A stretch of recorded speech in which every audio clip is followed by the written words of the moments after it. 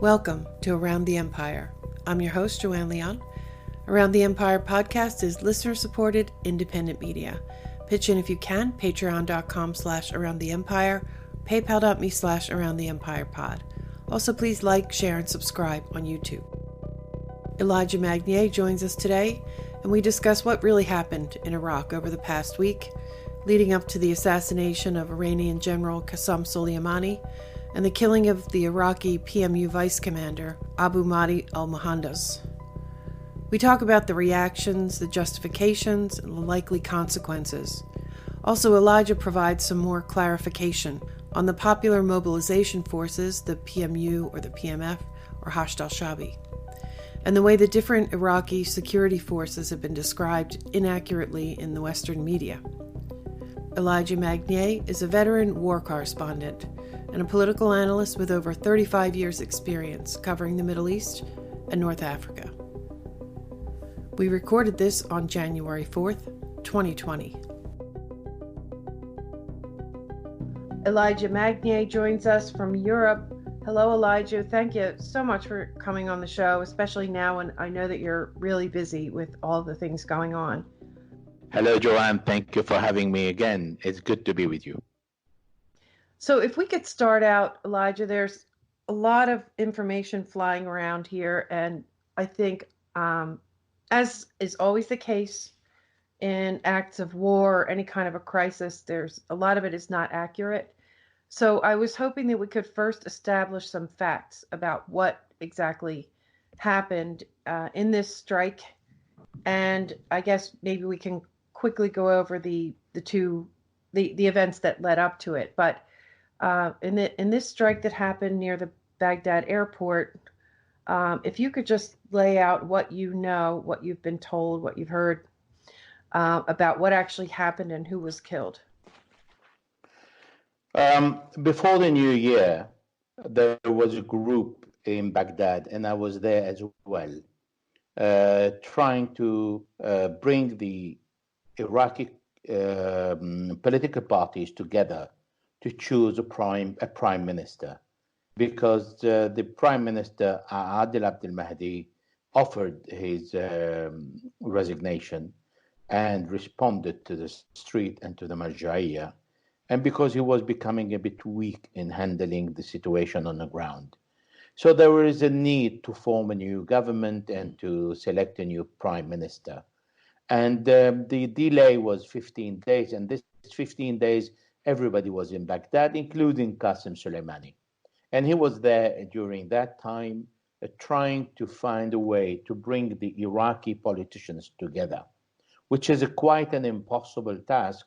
Usually, Iraqi politicians never agree among themselves, and they always disagree, even among the same coalition or the same party even.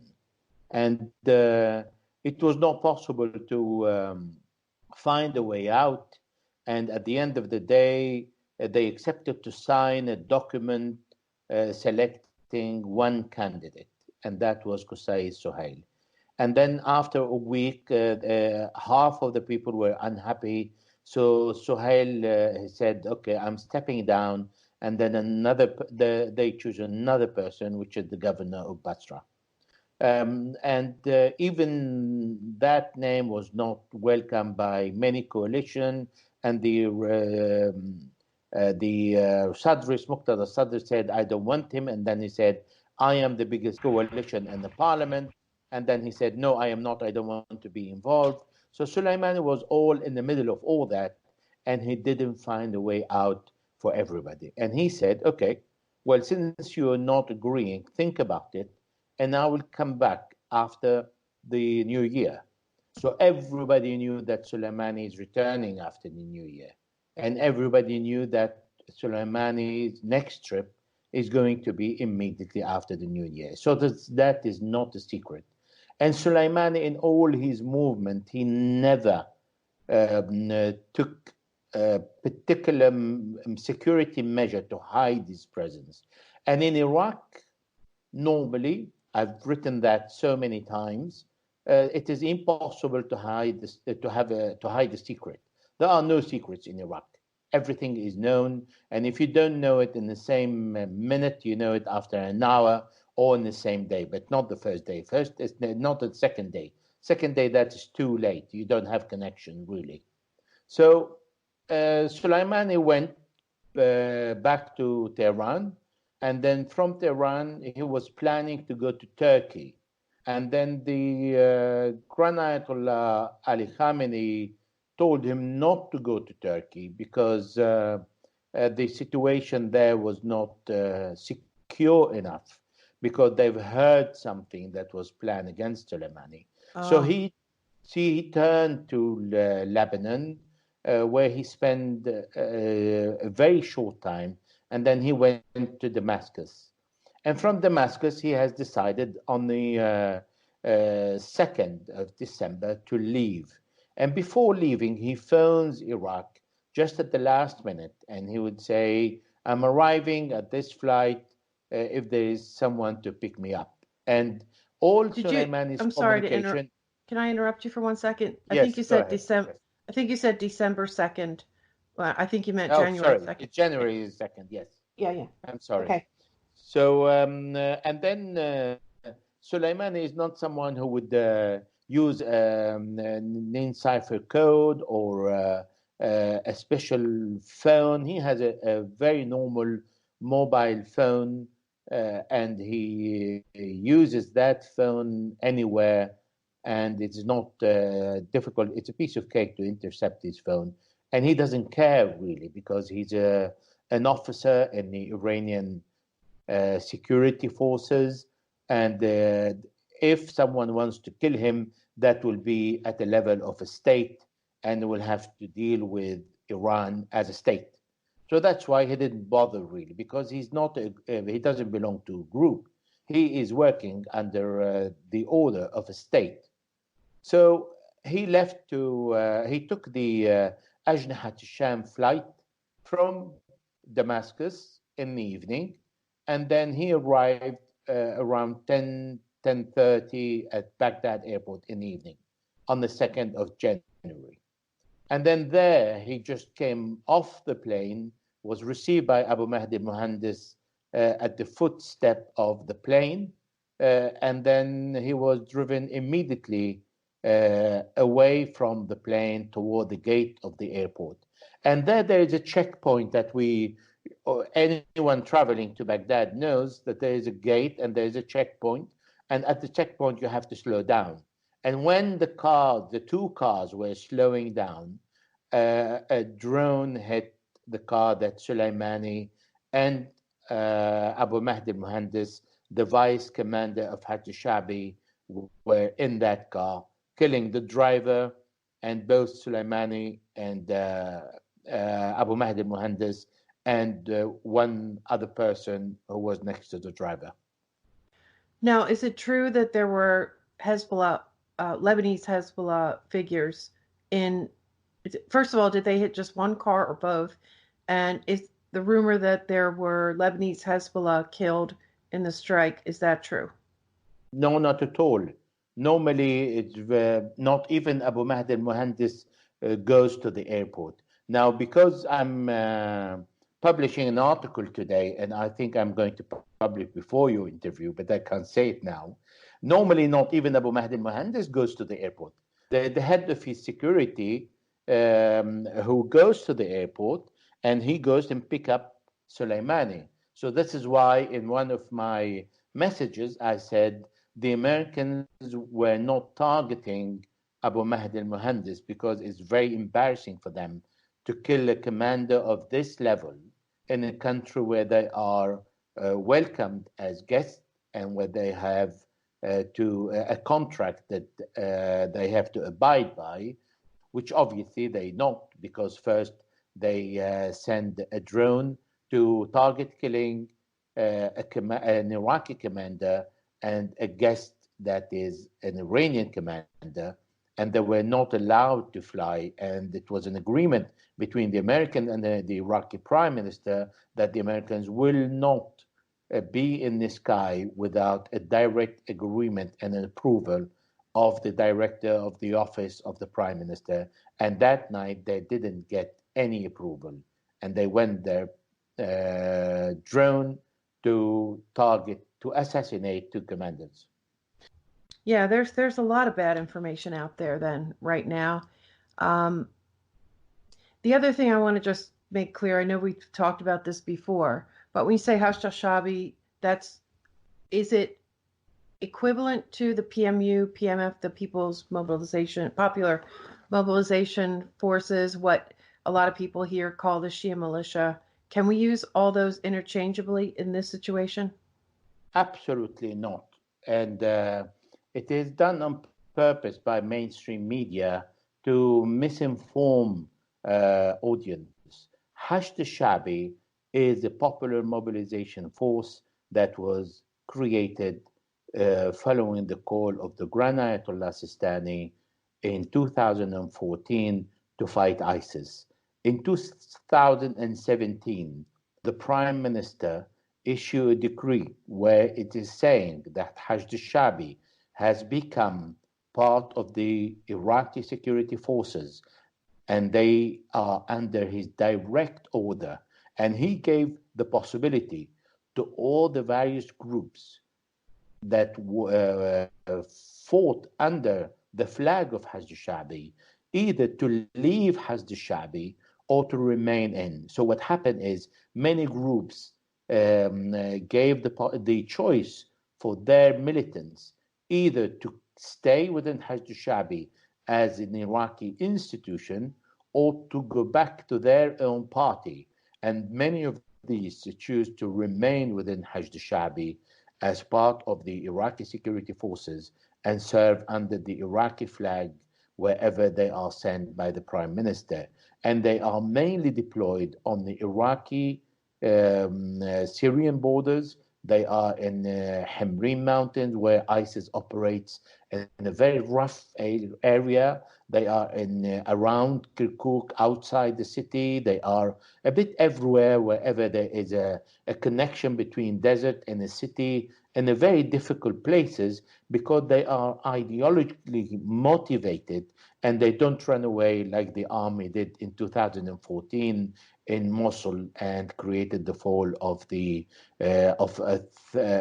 third of Iraq in the hand of a terrorist organization. So by saying these are Iranian militia is a fake, so inaccurate. They are Iraqi security forces, but there are other groups that no longer belong to al-Shaabi who are very linked to Iran, like Ketaib Hezbollah, like Harakat al-Nujaba, like Ketaib Imam Ali.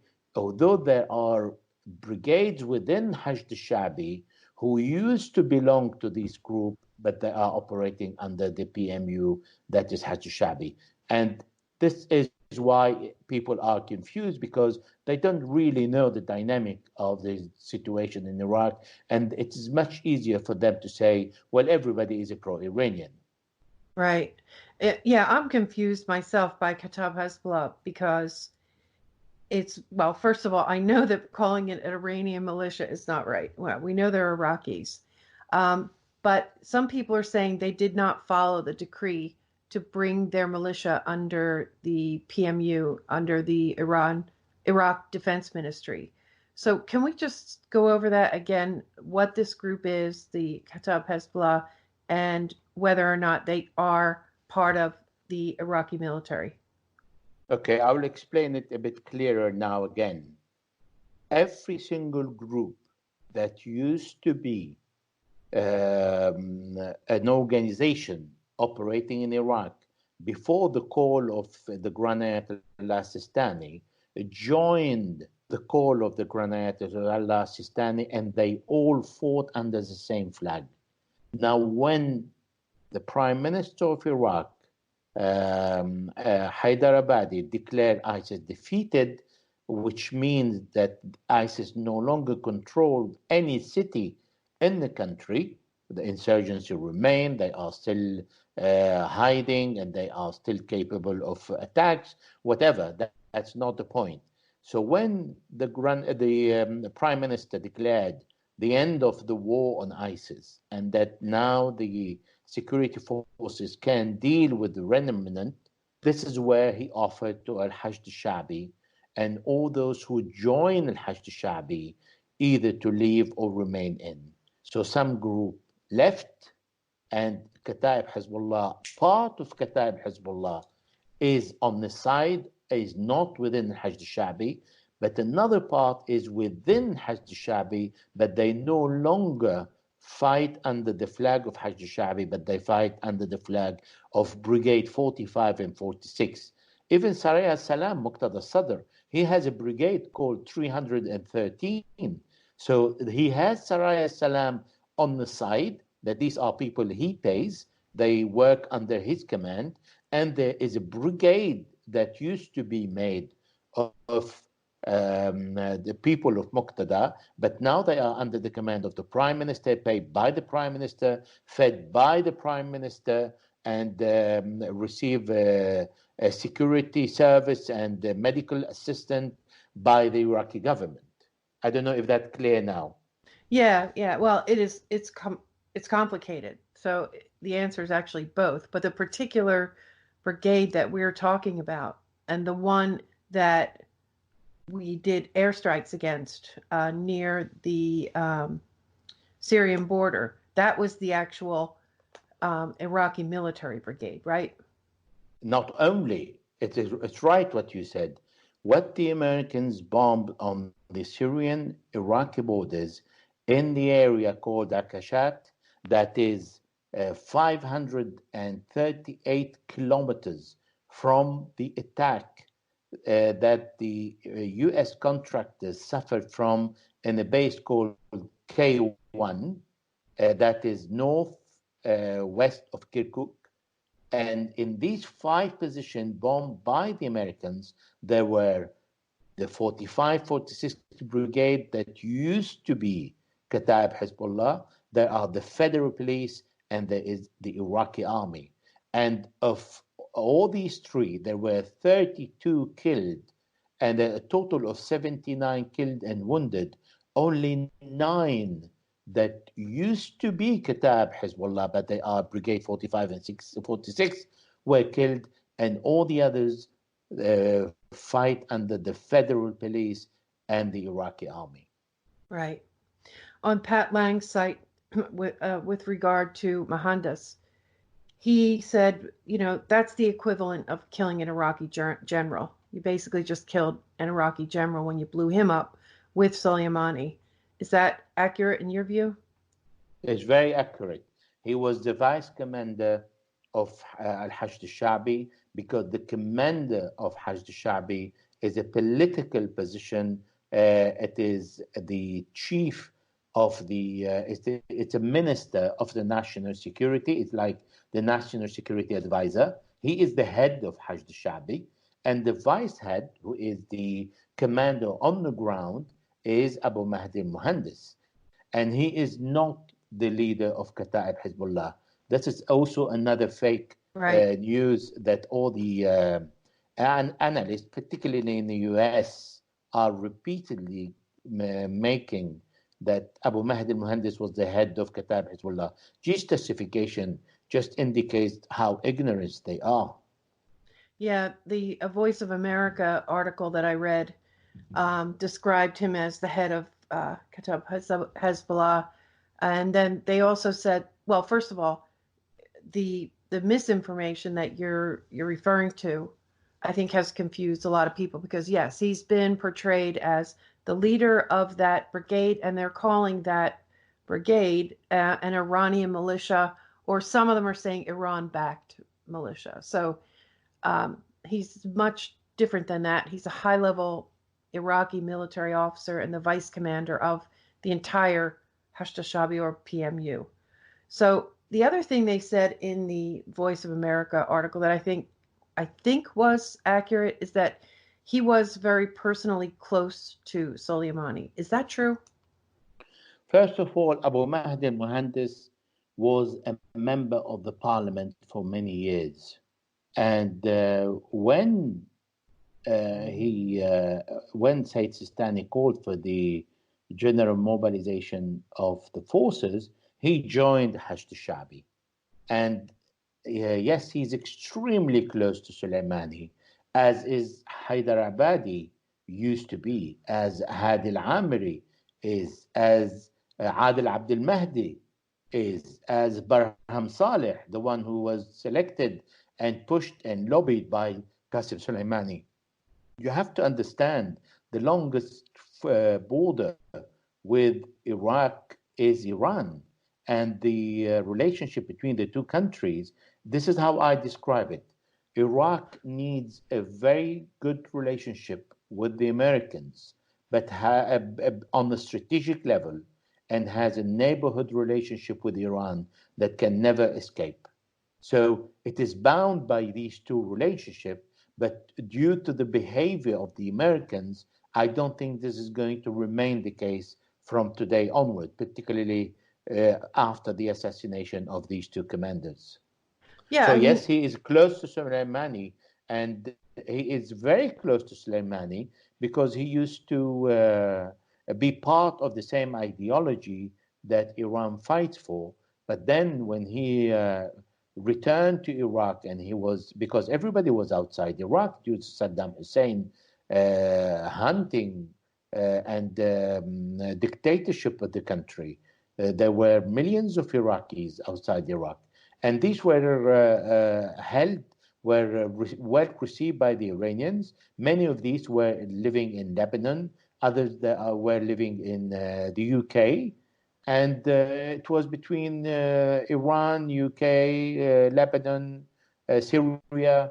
This is where they used to be. And Abu Mahdi al-Muhandes was in Iran, and he was supportive of the Iraq-Iran war against Saddam Hussein, and he has an excellent and outstanding relationship with Soleimani and with the Iranian command. right. Now, let's address another issue. We have, in my view, what looks like a panicked reaction from, I mean, the White House initially put out, after the strike, they initially put out a statement that said, at the direction of the president, the U.S. military has taken decisive defensive action to protect U.S. personnel abroad by killing Qassem Soleimani, the head of the Iranian Revolutionary Guard Corps Quds Force, a U.S. designated foreign terrorist organization. And so it was, the reactions were kind of boastful in the beginning. Pompeo posted this kind of crazy tweet. It said, Iraqis dancing in the street for freedom, thankful that General Soleimani is no more. Now, after that, he started a series of what I interpreted to be kind of panicked tweets about all the different foreign foreign representatives, whether they be, usually his equivalent foreign minister or so, from all different countries, from China, Pakistan, France, Germany. He talked to all kinds of different people, and Sergei Lavrov, and he starts including in every tweet, he starts using the word de-escalation. I reiterated our commitment to de-escalation. The U.S. remains committed to de-escalation. U.S. remains committed, over and over and over again. He keeps emphasizing two things. This was a defensive measure that we took, and we are committed to de-escalation. So I'm trying to figure out the best way to frame this. He's panicking, yes.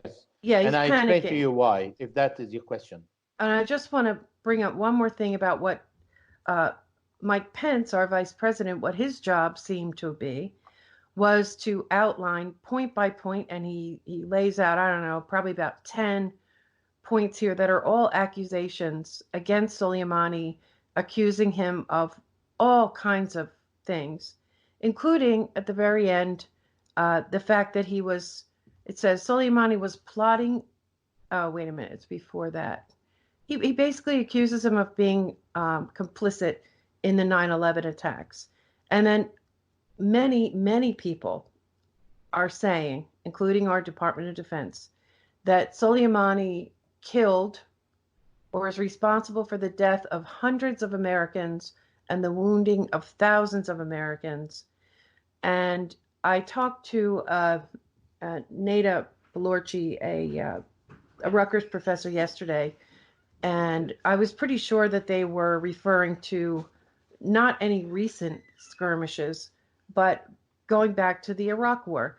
Now, I know you were there during the Iraq War, Yes. and some of my friends are saying, "Oh, they're going back to that same disinformation about Soleimani being responsible for IEDs and IED injuries to American troops." What is the best way to address these, to tell the truth about this? Because I think it's, at best, it's an exaggeration, but I think it might be just really just a terrible lie.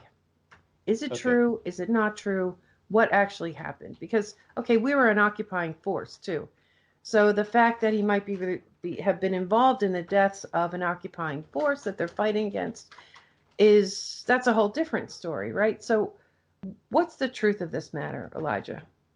Okay, so you have two questions here. First, is Soleimani responsible for many U.S. Killed personnel, and why Pompeo is giving sign of distress, really? I will start with the second, because you've answered the question.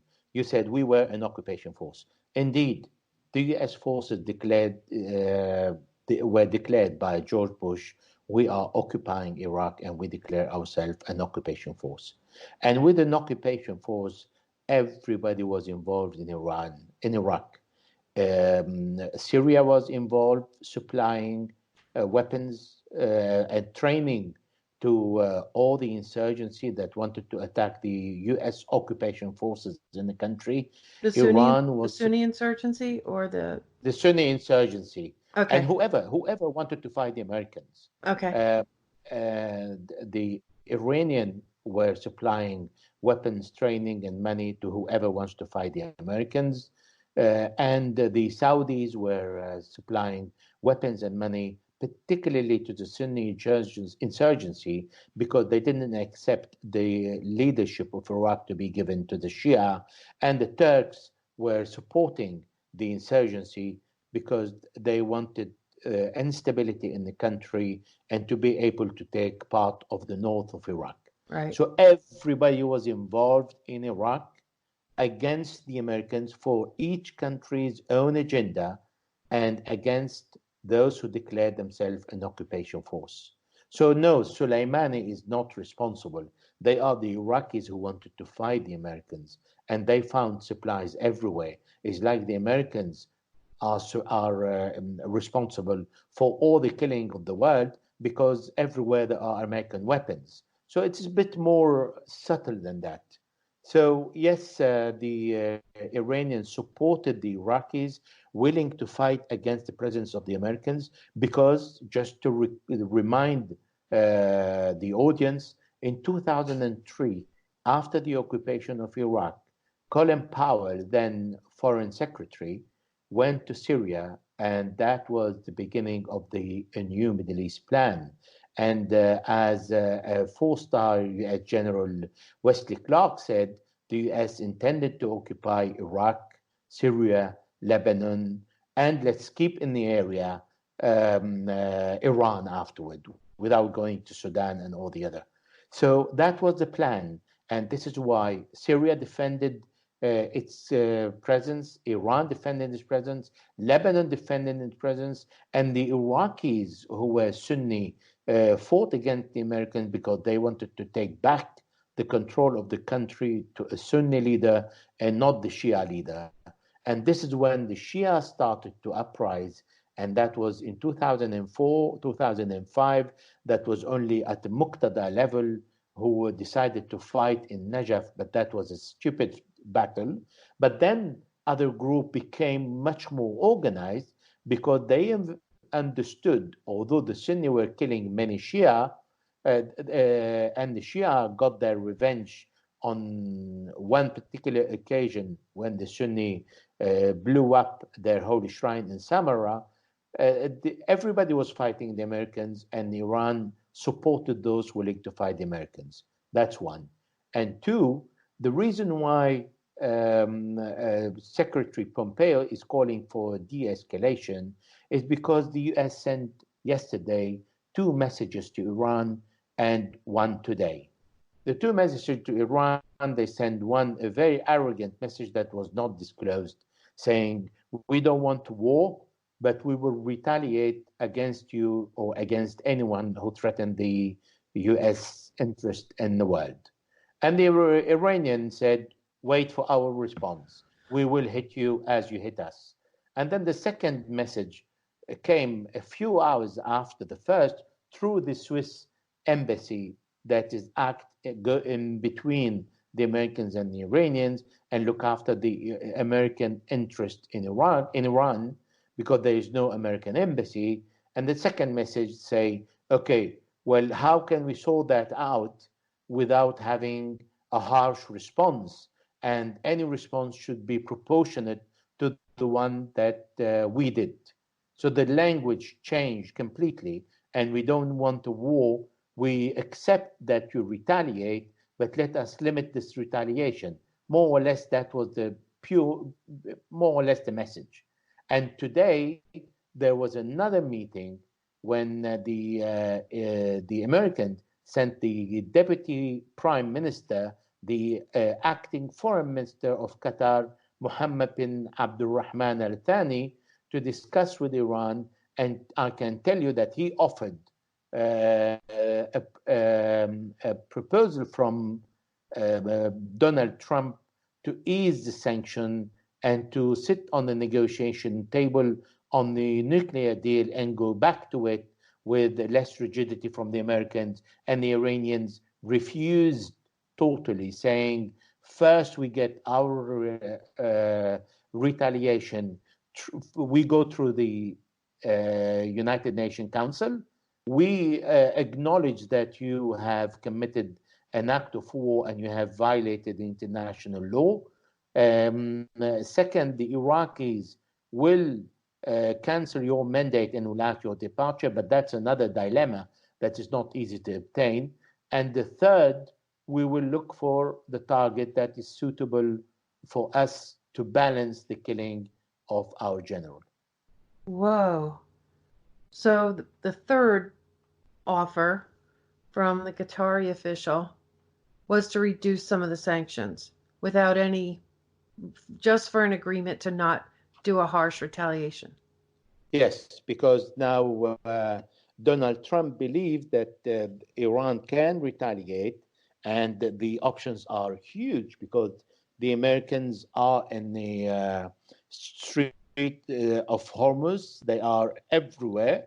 And can you imagine, and that is in my article today, and retaliation against a U.S. vessel with 100 men or 150 men on board?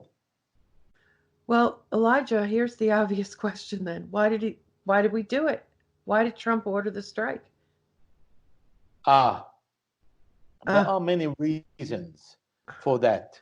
And I can tell you, the reason is there are many reasons. First of all, the attitude of the Iraqis. Second, and if you want me, I can expand on that, but it's a bit long. Second is the lack of reaction of the axis of the resistance that we're talking about: Gaza, Hezbollah in Lebanon, Syria, Iraq, Iran, and Yemen, to the gift that Trump gave to Netanyahu when he offered him Jerusalem as the capital of Israel. And the third, for the non-reaction of the second gift of Donald Trump, who's distributing gift left, right, and center, something that doesn't belong to him, by giving the Golan Heights, the occupied Golan Heights, the Israeli occupation of the Syrian Heights that belongs to Syria, he gave them to the Israeli. And what was the retaliation? Zero. What was the answer? Zero. Israel did hundreds of attacks in Syria, and there was a very shy reaction. So basically, if we want to talk from a military point of view and the political point of view, I see my enemy that is not really moving and not reacting a lot on anything I'm doing. Well, I feel the freedom to extend my doing and to exaggerate whatever I want because I don't have anyone who's telling me, no, you can't do it and you have to pay the price. So the previous provocations didn't get the expected result, so they just kept escalating the provocations until they did something that they knew. It's the reason I'm asking this is because I haven't watched that much TV, but I have watched some, and some of the people who came out on television immediately were sort of known neoconservative anti-Iran hawks. And I think without fail, every single one of them said, well, Iran's definitely going to respond to this. And I thought, that's kind of an odd thing. Why are they all saying this? Uh, you know, so I don't know. That's crazy, first of all, um, to Well, there escalate is your another provocation. element. Yeah, Okay. sorry. There Yeah, is a yeah. last element that gave really the freedom for Trump to kill Soleimani in Iraq, and particularly Iraq. He didn't kill it in Syria, because if killing him in Syria, he could have triggered a reaction immediately against Israel, where the axis of the resistance of the Iranians or the Hezbollah or the Syrian will think that that was an act that was carried out by Israel. So he killed Soleimani in Syria, in Iraq. It's because of the attitude of the prime minister just 2 days before. So what happened 2 days before drove Soleimani completely out of control, and I know that, and I can confirm that to you personally, is when the American Secretary of Defense, Mark Esper, phoned the Prime Minister of Iraq and told him, we are going to bomb a position of Ketaib Hezbollah. And the reaction of the Prime Minister was, this is going to be very serious. Do you have proof? And we don't accept that. And the Esper said, we don't need the proof. We're going to bomb it and we're going to do it in 3 hours. I'm not going here to negotiate that with you. I'm just informing you that this is going to happen. And by the way, the bombing took place half an hour, less than half an hour after the phone conversation, and not 3 hours, not giving the time for all the units to take precaution. And in any way, these units on the borders would not have taken their precaution because they felt unconcerned, because they are part of the Iraqi security forces and they have the army and the federal police among them. So what Soleimani did, he said, it is impossible for the Americans not to destroy Iraq whenever they want and consider the Iraqis unexistent. Because if when Trump, when we downed the drone, the American drone over our territory during the war of the tankers crisis, this is how I call it, the Americans asked the Iranians to empty the beach because they want to bomb the beach. And the Iranian responded, one bomb on our empty beach, the second bomb will fall into your base in Saudi Arabia, and the third in the Emirates, and the fourth in Qatar. So the Americans did a bomb. And had Adel Abdel Mahdi taken a stronger position, saying, you are here under our invitation with a clear contract, you don't bomb left, right, and center. You have proof, you give it to us, and we deal with them. You don't have proof, you bomb us, we will bomb your bases. And that was the enough reason for Trump to do whatever he wants. Hmm. Well, so the next question I have is, well, let me go back, just revisit one thing that I asked you before. The whole issue of the big accusation here is that Soleimani was the one who provided the IEDs, the explosive devices. And I think you answered my question by saying that other countries in the region were providing weapons, assistance, and things like that. So is the answer, but I've got friends who are saying it is a lie. Those IEDs did not come. I think they have another name like EFDs because they were a more sophisticated version of it. But they did not come from Iran. They were built by Iraqis in Iraq. Um, is the answer that simple? Okay. So there is something that we saw during ISIS, and that is exactly the same during the 2003 occupation of Iraq. The transfer of technology and learning and guerrilla warfare spread very quickly everywhere among all the groups willing to fight occupation forces or willing to carry out terrorist acts around the globe. If you remember, ISIS used to put manual on Twitter before they blocked them, but that a year after, not immediately. So this knowledge was passed on from one group to another. And yes, they were all made in Iraq because it's much easier to make them locally. You don't need to travel to make a small bomb.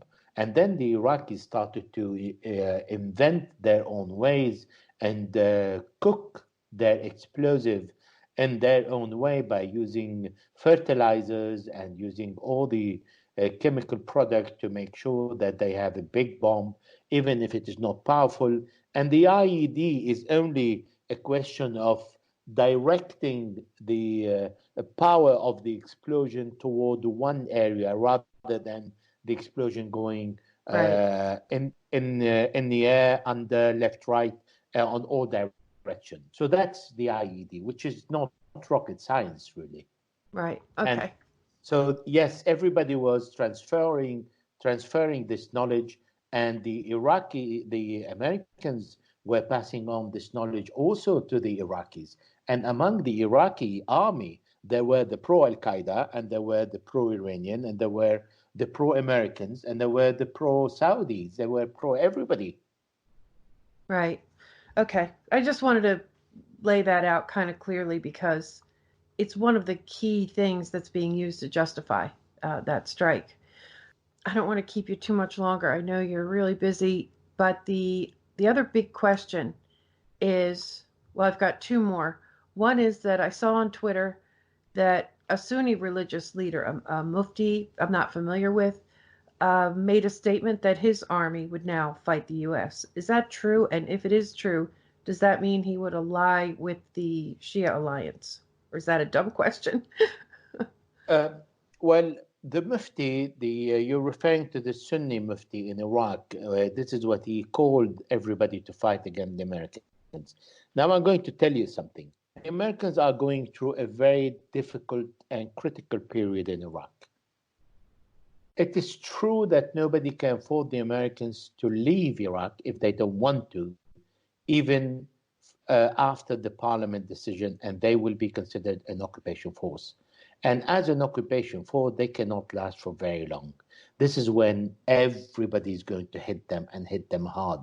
The Sunni are going to hit them, the Shia are going to hit them, the Chaldean Christians who are part of Hashd al-Shaabi, because Hashd al-Shaabi is not only Shia, there are Kurds, there are Turks, there are Christian, there are Sunni, and there are Shia, and there are Shabak, they are from all religions in Hajj Shabi.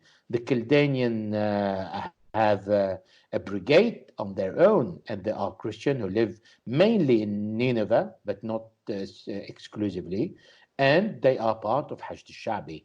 So everybody is going to fight the Americans. But what the American can do to harm Iraq, they can say, right, you don't want them here, they would go to Kurdistan and divide the country. So they can still cause a lot of harm to Iraq.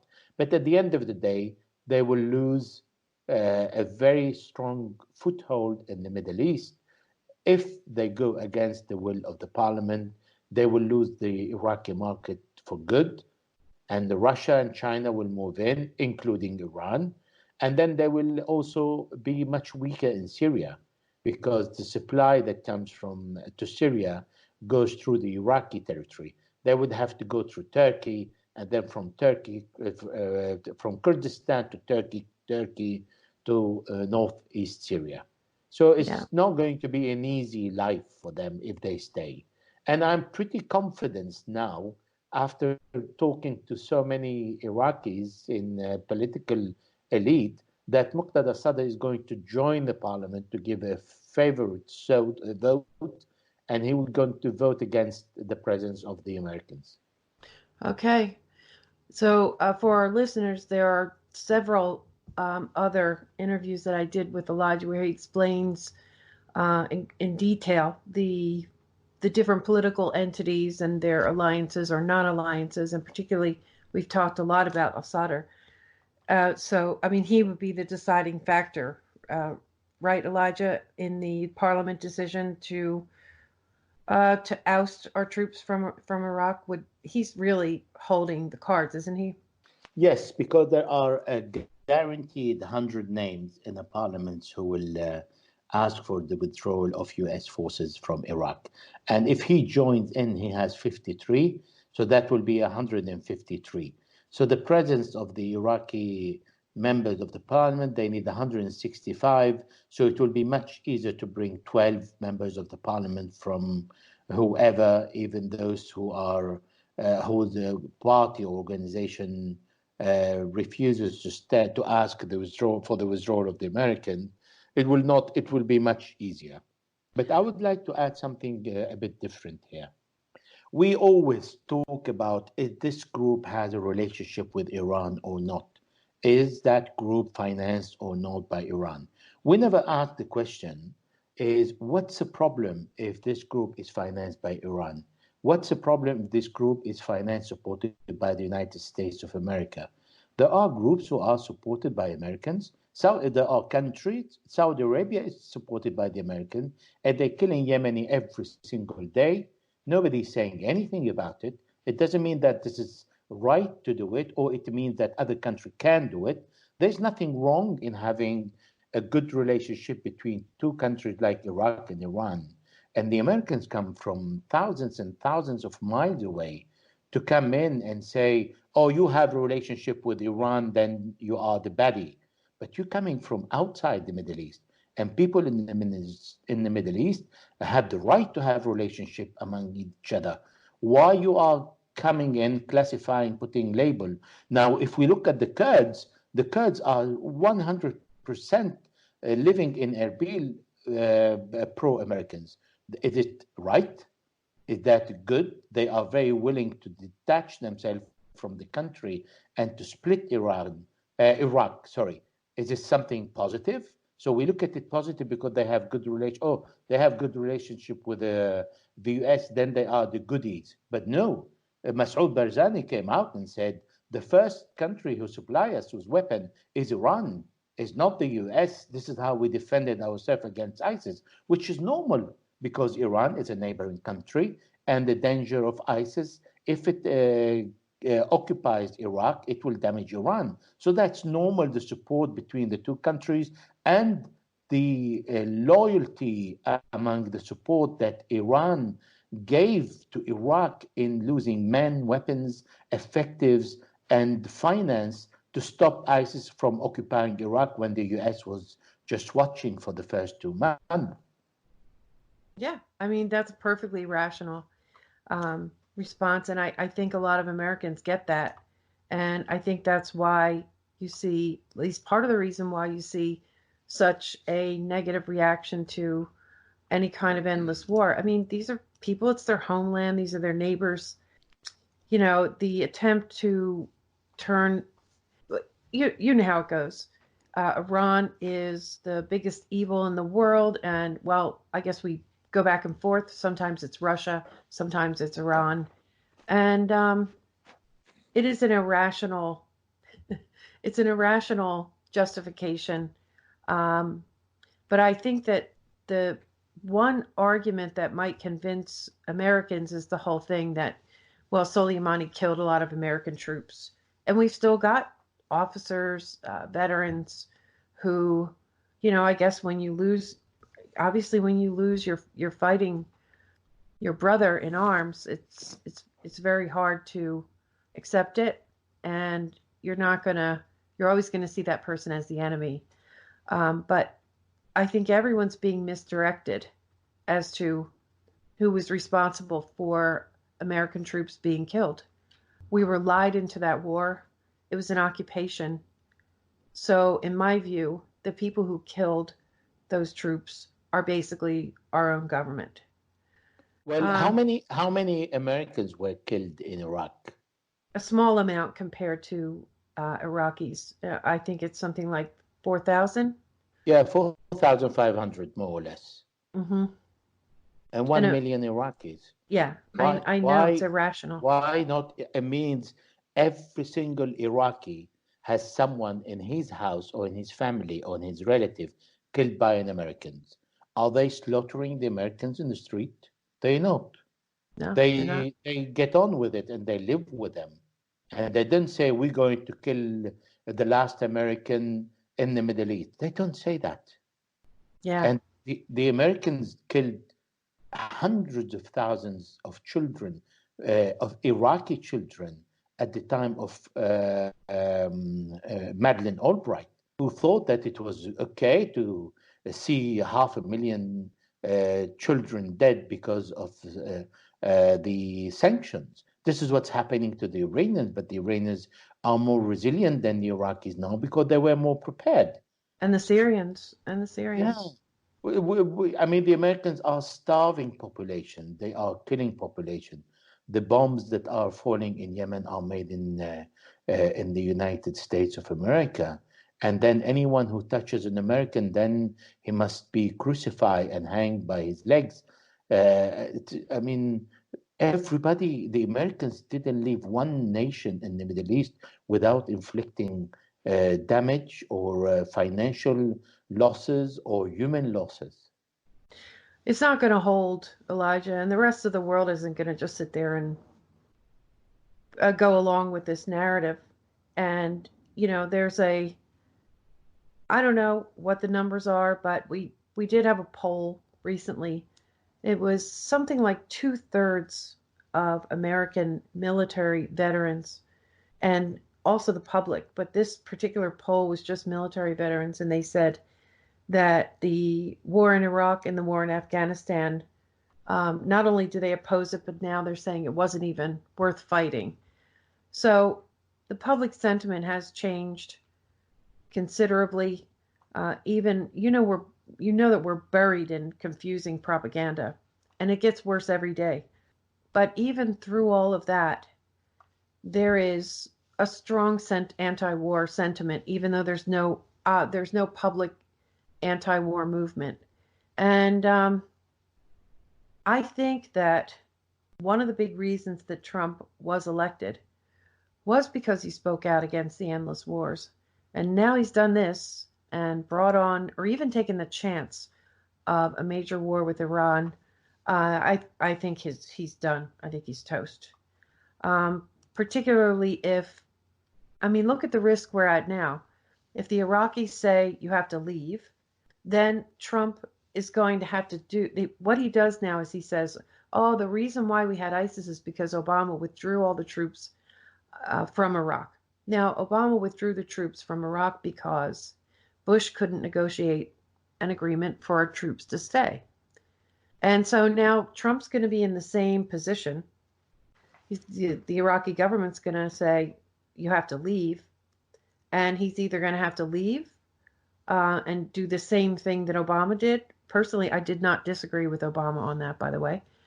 Or he's going to have to start another war in Iraq, right, to stay. And that's going to require, you can't just do that with 5,000 troops and a couple of bases or however many bases they have. You're going to have hundreds of thousands of troops. And I don't see any way in hell that is ever going to happen. I don't even know if they could get away with it with another quote unquote Pearl Harbor. But we'll see. He's put himself in a incredibly bad position. And I honestly don't see how he's going to get himself out of it at this point. But I just don't understand why he did it. I think that he was given, obviously he surrounded himself with a lot of people who lied us into the war in Iraq to begin with.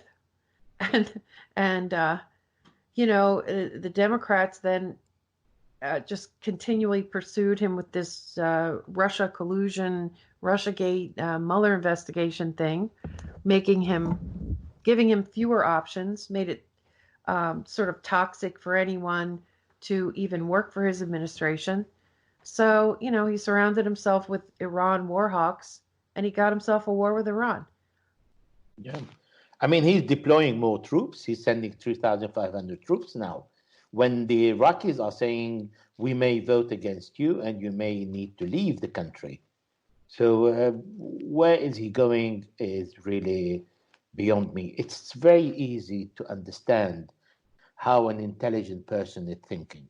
I don't think it's the case of Trump. It's not easy to understand him. Yeah.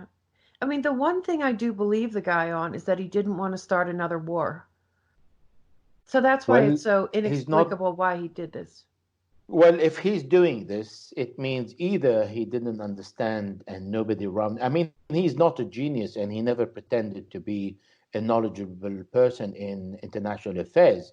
But if he doesn't understand the implication of assassinating a general of the caliber of Qassem Soleimani, that is a general in a country that has refused to be submitted to the hegemony of the United States since 1979, and his assistant and his Secretary of State and Secretary of Defense didn't understand that, there is a serious problem in the U.S. administration. Yeah, there sure is.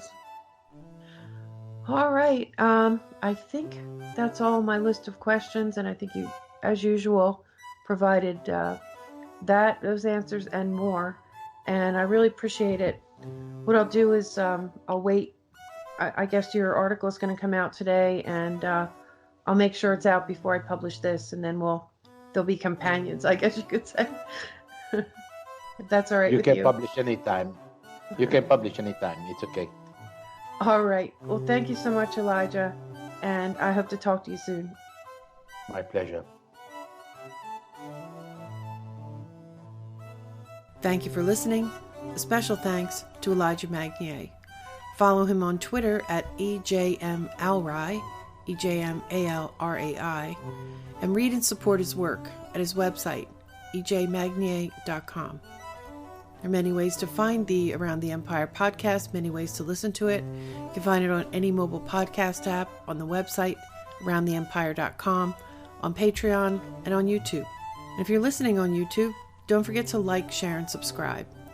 Follow on Twitter at Around the Empire, and we'll see you next time. Take care, everyone.